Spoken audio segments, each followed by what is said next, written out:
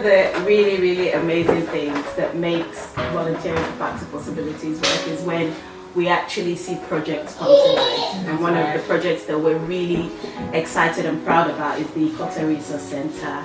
It's an amazing facility in Lagos State that has been set up as a library and a computer centre that has the facilities for children of primary and secondary school age. I think even older children, university children, access it free of charge.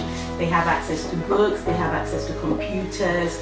We have such a big vision for it, but it started with a lot of challenges. It wasn't an easy thing to start, but I think for us as a charity, it's definitely one thing that we're very, very proud about. You know, we're always looking for ways to improve the library. Said that it comes with its challenges. Obviously, with customs, shipping the books over, even sourcing the books, designing the whole layout of the library, building the shelves, even getting the generator and the lights and everything. It was a challenge, but it was great to see everything come together. We've just recently bought some Kindles for the resource that's centre. amazing, isn't it? Yeah. So that the kids can have even more access to the internet and be able to use that kind of technology, not just the desktop computers, but to have something to hold. It's been amazing. It's absolutely a facility that I think everyone that goes there comes back really having a lot of amazing and great things to say about it. Shade, you've been there and kind of facilitated hosting training sessions for us there. You run and head that side of the operation of things. What are your thoughts?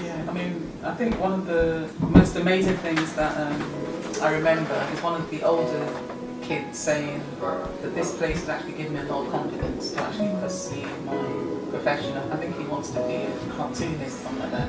So he comes to the library, uses the books, he reads, and I remember another girl saying, the thing I love about the library is the fact I have lots of books to read. I just keep on reading. At home I only have like 2 or 3 books, so in the library I've got a load of books that I read, and it just improves. They were just so happy, And I know I don't want to go back to the anger thing, but the thing that makes me still angry, I'm happy with the library, it's a great project, but what saddens me is that we shouldn't be struggling for funds. I know that we don't have to discuss this, but we shouldn't be struggling for funds. But you're absolutely right. We shouldn't. We have established from our own sweat.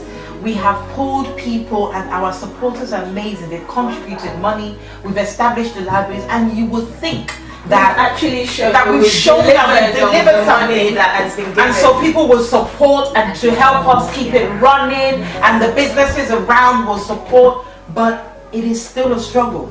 It is still a struggle to the point where we don't know how we're going to pay the rent next year. I find it absolutely mind-boggling and shocking in a country and in a city that is awash with money. We see money every day, but for our resource center and our library and our computer center, which is free, we don't get any money. The children that access it for free.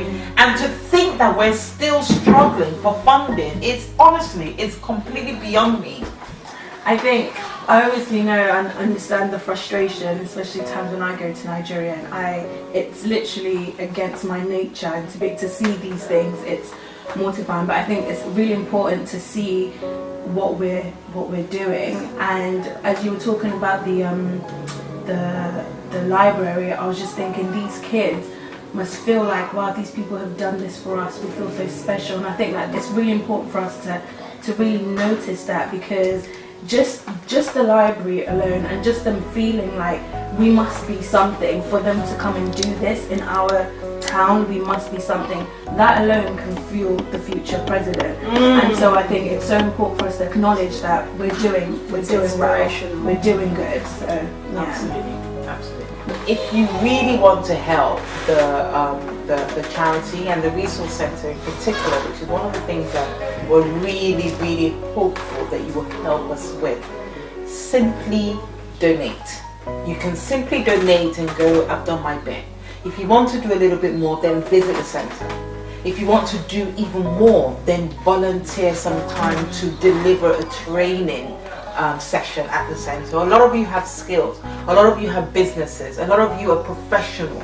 You can, do a training skill on how to apply for jobs, how to set interviews, how to write your CV.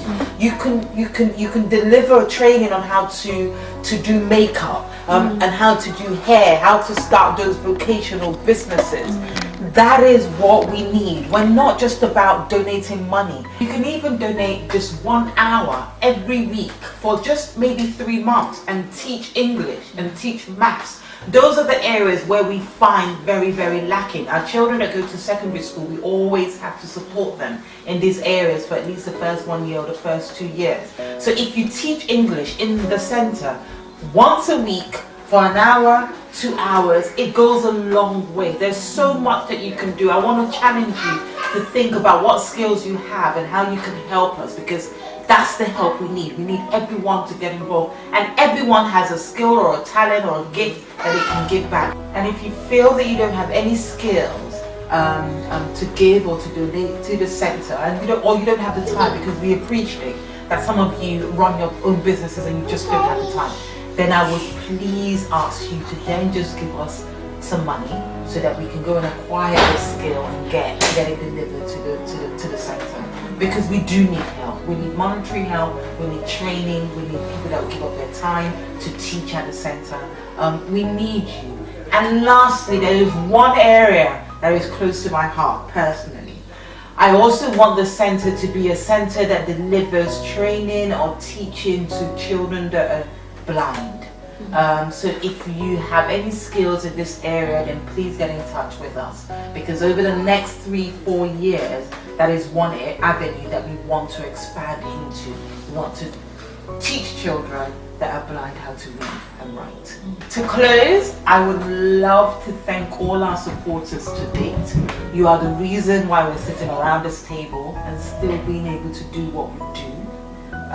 We've had so many people who have volunteered for us, and we have new volunteers, and I'm sure in a few years I will have even more volunteers. And some of our team members are not able to make it today. Unfortunately, some of our team members haven't been able to make it today, but Jadi, as a newish but very established as well volunteer, I'm going to hand the baton over to you. Yeah, so we'd just like to thank everyone for their support, and just thank you for taking your time to actually watch this clip. We do hope to work with you in the future, or we do hope to see you at our future events. We do have a Race for Change event coming up in 2019, July, so we look forward to seeing you there. Thank you very much.